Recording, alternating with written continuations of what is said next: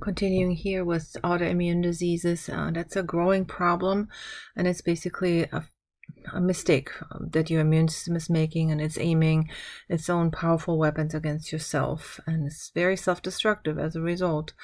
So here are some common autoimmune diseases. Graves' disease is hyperthyroidism. Now, you did a lab on this, and there you were testing the effect of these TSH-like antibodies that are resulting in a goiter and in hyperthyroidism. So in Graves' disease, you're making antibodies, so immune system failed, and it made antibodies that happen to bind to the same receptor that's normally reserved for a thyroid stimulating hormone from the pituitary, and now you're stimulating the thyroid gland to make lots and lots of thyroid hormone, and so you're hyperthyroid. Another important autoimmune disease is type 1 diabetes. So that's completely insulin dependent diabetes mellitus. There you're making antibodies against pancreatic beta cells, and that's of course not good either. MS, multiple sclerosis, there you're making antibodies against the myelin insulation of your neurons, and that will slow down the conduction of action potentials, and that, of course, is not good either. Myasthenia gravis, abbreviated MG. There you're making antibodies against the acetylcholine receptor of the motor end plate, and you can imagine what that would be like.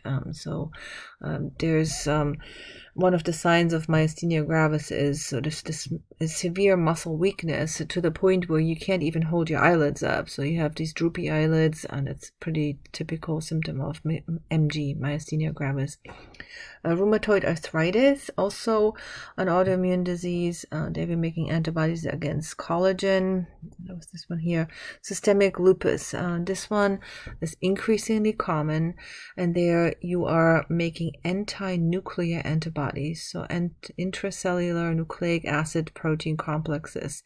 These are the antibodies that you're making against your own nuclear material, and that of course has body-wide effects, basically. Guillain-Barré syndrome, or acute inflammatory demyelinating polyneuropathy. There you're making antibodies against myelin of peripheral nerves. So that's this one right here. Now we're going to talk a little bit about neuroendocrine immune reactions. Now, neuroimmunomodulation is the study of brain-immune interactions. So basically, the way you should think about it is that you have interaction of your mental health with your immune system. And so we're going to take a look at how this might work.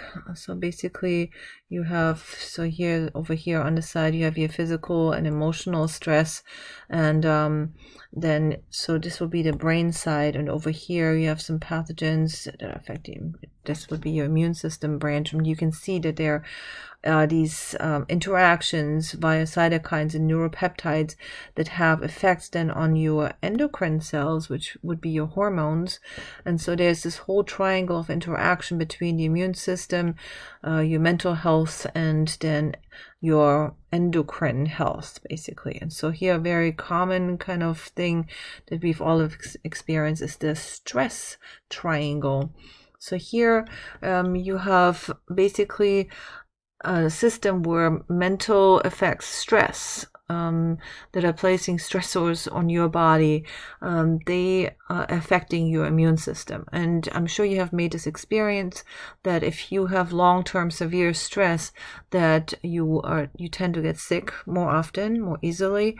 And so especially if you have this chronic or repetitive stress, you have 5 kids, 3 jobs, and no money because of coronavirus, and all these stressors are hitting you all at once, then it will increase the amount of cortisol that's being secreted, and so these high stress levels, they will then suppress your immune functions, and the result is that you get sick much more easily.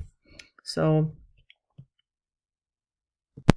here we have sort of a representation of how neuroimmunomodulation might work from different angles. You can do descriptive clinical studies looking for the association between stress and illness, for example, or you can do studies of systemic responses to stress down here, or cellular molecular studies of chemical factors related to stress, hormones that are being released, and neuromodulators. So anyway, I think we covered everything, and here's your summary. I think we checked through everything that was in here.